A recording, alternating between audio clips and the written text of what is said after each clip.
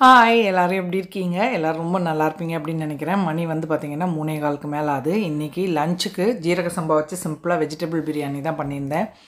அபியும் ஹஸ்பண்டும் வெளியே போயிருக்காங்க. போன உடனே பாருங்கள் இவனுங்க சோகமாக உட்காந்துருக்காங்க 2 பேரும். ஏதாவது சிம்பிளாக ஸ்நாக்ஸ் பண்ணலாம் அப்படின்ட்டு தான் இன்றைக்கி பிளான் பண்ணியிருக்கேன். அபி வந்திருக்கான் இல்லையா, அதனால் கொஞ்சமாக ரவா லட்டும் பட்டர் முறுக்கும் செய்யலாம் அப்படின்ட்டு இருக்கேன். அரிசி மாவு வந்து அவ்வளோ நல்லா இல்லை, ஒரு மாதிரி குறைன்னு தான் இருந்தது. தோசை செய்கிறதுக்கு ஓகேயாக இருந்தது, இருந்தாலும் பரவாயில்ல ஆராய்ச்சி பண்ணலாம் அப்படின்ட்டு ஸ்டார்ட் பண்ணியிருக்கேன். முறுக்கு எப்படி வருது அப்படின்னு பார்க்கலாம். கொஞ்சம் நல்ல நைஸான மாவாக இருந்தால் நல்லாயிருக்கும். அதனால் இது எப்படி ரிசல்ட் இருக்க போகுதுன்னு தெரியல, இருந்தாலும் கொஞ்சமாக தான் செய்ய போகிறேன். அதனால் எப்படி இருந்தாலும் சாப்பிட்றலாம் அப்படின்ட்டு ஸ்டார்ட் பண்ணுறேன். ஸோ தேவையான ஐட்டம்ஸ் எல்லாம் எடுத்து வச்சிடலாம். ரவா லட்டுக்கு தேவையான ரவா, அரிசி மாவு, மிக்சியில் வந்து ரவா லட்டுக்கு சக்கரை எல்லாம் பிடிக்கணும். ஸோ எல்லாத்தையும் ரெடி பண்ணிக்கலாம். முதல்ல முறுக்குக்கு மாவு பிசைஞ்சிடலாம். 1.5 கப் அளவுக்கு அரிசி மாவு சேர்த்துக்க போகிறேன். கம்மியாக தான் இருக்குது, கொஞ்சம் பாக்கி வச்சிடுறேன். சப்போஸ் மாவு தண்ணி ஆகிடுச்சு அப்படின்னா மிக்ஸ் பண்ணிக்கலாம் அப்படிங்கிறதுக்காக 1.5 கப்பு சேர்த்துட்டு ஒரு 2-3 ஸ்பூன் அளவுக்கு மாவு மட்டும் பாட்டிலில் பாக்கி வச்சிட போகிறேன். நல்லா குறைன்னு இருக்குது இந்த மாவு. கடையில் வாங்கினது தான், அவ்வளோ சாஃப்டாலாம் இல்லை. முறுக்கு எந்த அளவுக்கு வரும்னு தெரியல. சரி இருந்தாலுமே ஏதாவது செய்யணுமே அப்படின்ட்டு செஞ்சிட்ருக்கேன். 1 டீஸ்பூன் கருப்பு எள்ளு சேர்த்துருக்கேன். உப்பு ஒரு 3/4 டீஸ்பூன் அளவுக்கு சேர்த்துக்கிறேன். கொஞ்சமாக பெருங்காயம் ஒரு 1/2 டீஸ்பூன் அளவுக்கு. மாவு பாருங்கள் கொஞ்சோண்டு விட்டுருக்கேன், ஒரு வேளை தண்ணி ஆகிடுச்சு அப்படின்னா அதை மிக்ஸ் பண்ணிக்கலாம்.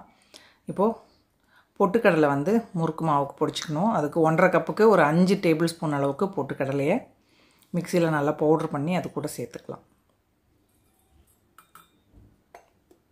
ஸோ இது வந்து நல்லா நைஸாக பொடிச்சு எடுத்துடலாம். பட்டர் வந்து கொஞ்சோண்டு இருந்தது, ஸோ அதை வந்து மைக்ரோவேவில் மெல்ட் பண்ணி வச்சுருக்கேன். பட்டர் முறுக்கு அப்படிங்கிறனால பட்டர் சேர்த்து செய்யலாம் அப்படின்னு. பொட்டுக்கடலை மாவு நல்லா பொடிச்சு எடுத்தாச்சு. ஜலிக்கெல்லாம் வேண்டாம், அப்படியே தான் சேர்க்க போகிறேன். பட்டர் வந்து எவ்வளோ தேவையோ அந்த அளவுக்கு பார்த்துட்டு நம்ம மிக்ஸ் பண்ணிக்கலாம். ஸோ இதில் பொடிச்ச பொட்டுக்கடலை மாவும் சேர்த்துட்டு பட்டர் சேர்த்துக்கலாம்.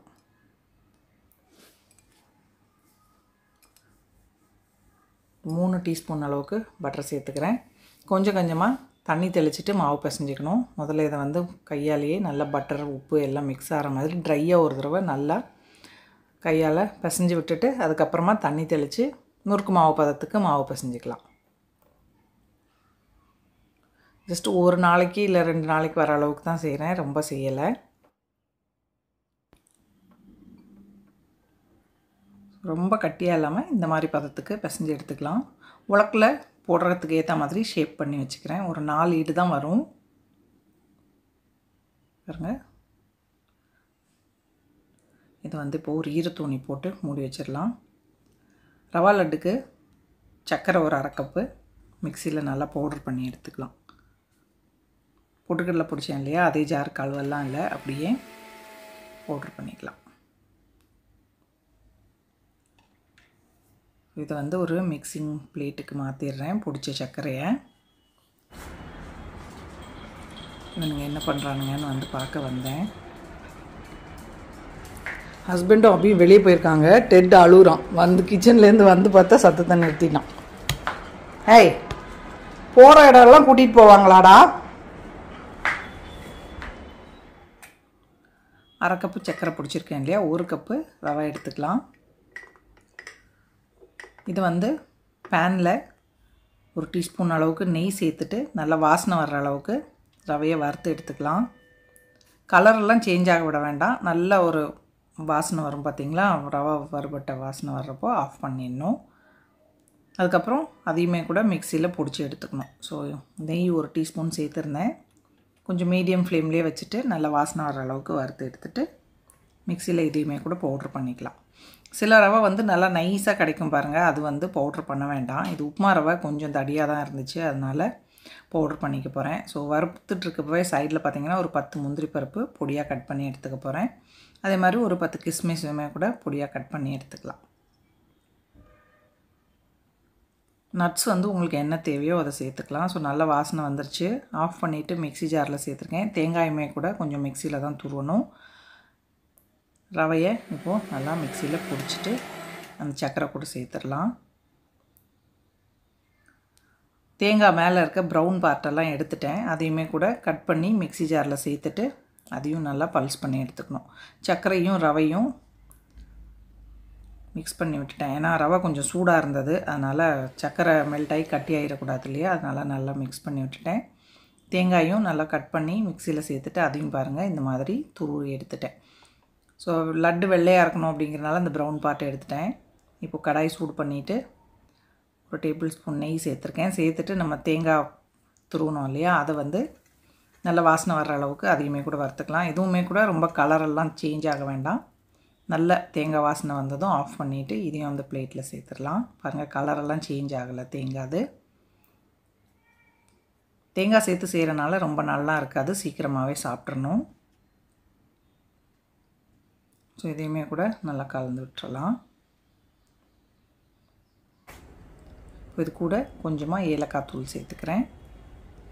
ஏலக்காய் தூள் தனியாக அரைச்சி வைக்கலன்னா நீங்கள் சக்கரை பொடிச்சிங்க பார்த்தீங்களா, அந்த ஸ்டேஜ்லேயே வந்து உங்களுக்கு தோல் இல்லாமல் கூட நீங்கள் ஏலக்காய் பொடிச்சு வச்சுக்கலாம். இப்போ ஒரு கடாயில் 5லேருந்து 6 டேபிள் ஸ்பூன் அளவுக்கு நெய் சூடு பண்ணிக்கிறேன். அதில் நம்ம பொடியாக கட் பண்ணி வச்சுருந்த முந்திரி பருப்பு, கிஸ்மிஸ் சேர்த்து கிஸ்மிஸ் நல்லா புசுன்னு உப்பி வந்ததும் ஸ்டவ் ஆஃப் பண்ணிடலாம். ப்ரௌன் கலர் ஆகாமல் பார்த்துக்கிட்டா கொஞ்சம் கசப்பு இல்லாமல் இருக்கும். அதனால் முந்திரி பருப்பு வந்து ஜஸ்ட்டு கோல்டன் கலர் ஆகணும், அந்த கிஸ்மிஸ் வந்து கொஞ்சம் உப்பி வரணும், அவ்வளோதான். ஸோ ரெடி ஆகிடுச்சு. ஸ்டவ் ஆஃப் பண்ணிவிட்டு நம்ம ரவை கலவை மிக்ஸ் பண்ணி வச்சுருந்தோம் இல்லையா, அதில் இதை சேர்த்துடலாம். ஓரளவுக்கு சூடாக இருக்கப்பவே நல்லா உருண்டை பிடிச்சிட்டோம் அப்படின்னா சூப்பராக ரவா லட்டு ரெடி ஆகிடும். ஸோ நெய் சேர்த்துட்டு நல்லா ஸ்பேச்சுலா வச்சு மிக்ஸ் பண்ணி விட்டுக்கிறேன். சூடு பயங்கரமாக கொஞ்சம் கை பொறுக்கிற சூடு இருக்கப்போ லட்டு பிடிக்க ஆரம்பிக்கலாம். ட்ரை பண்ணுவோம். ரொம்ப சூடு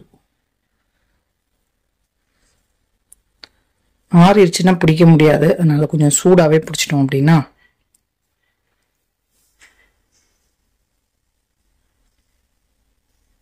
ஆறத்துக்குள்ளே கடகடன் லட்டு பிடிச்சிடலாம்.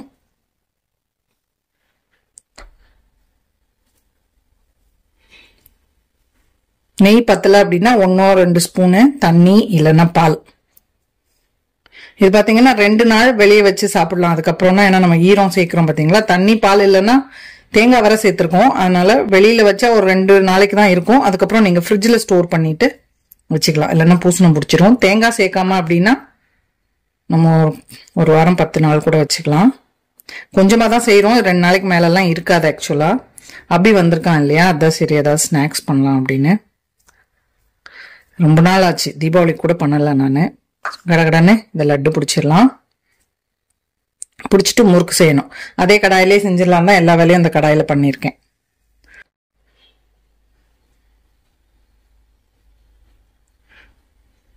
ரொம்ப பெருசாக பிடிக்கல, குட்டி குட்டியாக தான் லட்டு பிடிக்கிறேன்.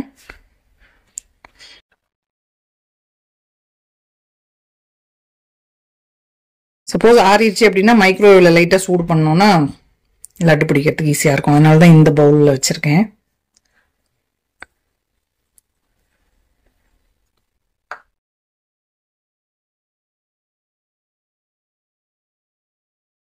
செய்யறேன், அதனால ஒரேடியா நெய் ஊத்திட்டேன். நீங்க நிறைய செய்யறதா இருந்தா அப்படியே கொஞ்சம் கொஞ்சமா ஒரு ஓரமா ஊத்தி 2-3 லட்டு பிடிச்சிட்டு அப்புறம் நெய் மிக்ஸ் பண்ணிக்கணும். முந்திரி பருப்பும் இந்த மாதிரி தனியா வறுத்து சேர்த்துட்டு நல்லா மிக்ஸ் பண்ணிட்டு நெய்யை மட்டும் தனியா சூடு பண்ணி அந்த மாதிரி சேர்த்துக்கணும். நிறைய கிலோ கணக்குல செய்யறப்போ நம்ம கொஞ்சமா 1 கப்பு தானே செய்யறோம், அதனால எல்லா நெய்யையும் அப்படியே பருப்போட சேர்த்து வறுத்து ஊத்தியாச்சு. சூப்பரா ரவா லட்டு ரெடி ஆயிடுச்சு. இப்போ முறுக்கு வந்து பிழிஞ்சு எடுத்துக்கலாம். பாருங்கள், ஒரே கடாயில் இத்தனை வேலை முடிச்சிருக்கேன். எண்ணெய் சூடாயிடுச்சு. இப்போ வந்து முறுக்கு பிழிஞ்சு எடுத்துக்கணும். குறைன்னு மாவு இருக்குதுன்னு சொன்னேன் இல்லையா, எந்த லட்சணத்தில் வருதுன்னு தெரியல. பாருங்கள், ஷேப்பெல்லாம் வரலை. ஆக்சுவலாக இந்த முள் முறுக்கு போட்டிருந்தேன் அப்படின்னா நல்லா வந்திருக்கும்னு நினைக்கிறேன், பட்டர் முறுக்குக்கு தனித்தனியாக. இதை அப்படியே ஒரே இதாக பெருசாக பிழிஞ்சு விட்டுருக்கேன். நல்லா சொதம்பிருச்சு பாருங்கள், ஷேப்பாக திருப்பியே போட வரல. ஸோ இவ்வளோ கலரும் சேஞ்ச் ஆகிருக்கக்கூடாது. நான் எப்படி இது பண்ணதில் கொஞ்சம் ஃபஸ்ட்டு இது வந்து கொஞ்சம் கலரு கோல்டன் கலர் ஆகிடுச்சு. நல்லா வெள்ளாவே எடுத்துடலாம். ஸோ இப்போ 2வது வீடு பிழிஞ்சிட்ருக்கேன்.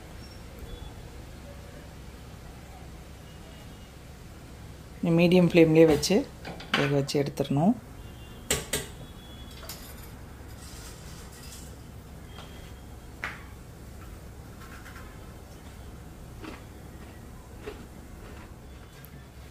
டேஸ்ட் பண்ணி பார்த்தேன். நல்லா டேஸ்ட்டும் சூப்பராக இருக்குது, மொறுமொறுன்னு வந்திருக்கு. பட் அரிசி மாவு கோளாறா என்னன்னு தெரியல. எப்படியோ ஆக மொத்தம் ஏற்கனவே சொதம்புன்னு தான் தெரியும், பெர்ஃபெக்டாக வராதுன்னு. ஆனால் சாப்பிட்றதுக்கு நல்லாயிருக்கு. ஸோ கடகடன்னு எல்லா முறுக்கையும் புழிஞ்சு எடுத்துடுறேன். ஒரு 4 ஈடு தான் மொத்தமே. ஸோ அரிசி மாவு சூப்பராக இருந்துச்சுன்னா முறுக்கு நல்லா தான் வந்திருக்கும். நீங்களுமே கூட நல்லா நைஸாக இருக்க அரிசி மாவாக வாங்கி செய்யுங்க. இதே மாதிரி அளவுகளோட நல்லா தான் இருக்கும். ஏற்கனவே பண்ணியிருக்கேன் நான். ஸோ இப்போ வந்து சிம்பிளாக ஒரு காஃபி ரெடி பண்ணிக்க போகிறேன். கப்பில் 1 டீஸ்பூன் காஃபி தூள் சேர்த்துட்டு 1 டேபிள் ஸ்பூன் அளவுக்கு மில்க் மைட் சேர்த்துருக்கேன். 1 ஸ்பூன் அளவுக்கு சுடு தண்ணி சேர்த்துட்டு நல்லா காஃபி பிளெண்டர் இருக்குது பார்த்தீங்களா, அதை வச்சு பிளெண்ட் பண்ணிட்டோம் அப்படின்னா நல்லா ஃப்ராத்தியாக வரும். அதுக்கப்புறம் திருப்பியும் சுடு தண்ணி சேர்த்துட்டோம் அப்படின்னா சூப்பரான இன்ஸ்டன்ட் காஃபி ரெடி. பால் இல்லாத டைம்லையும் இந்த மாதிரி மில்க் மைட் இருந்ததுன்னா காஃபி போட்டுக்கலாம். அதில் பாருங்கள், நிறையா சூப்பராக காஃபி ரெடி ஆகிடுச்சு. இன்னும் ஹஸ்பண்டும் அபியும் வரல. சரி நம்ம சூடாக காஃபி குடிச்சிட்டு செஞ்சதை சாப்பிட்லாம் அப்படின்ட்டு உட்காந்துட்டு தனியாக என்ஜாய் பண்ணிகிட்ருக்கேன். ஹோப் உங்களுக்கு இந்த வீடியோ பிடிச்சிருக்கும் அப்படின்னு நினைக்கிறேன். பிடிச்சிருந்ததுன்னா லைக் பண்ணுங்கள், ஷேர் பண்ணுங்கள். மறக்காமல் நம்ம சேனலுக்கு சப்ஸ்கிரைப் பண்ணிக்கோங்க. இவ்வளோ நேரம் இந்த வீடியோ பார்த்தவங்க எல்லாருக்கும் என்னுடைய நன்றி, வணக்கம். Love you all.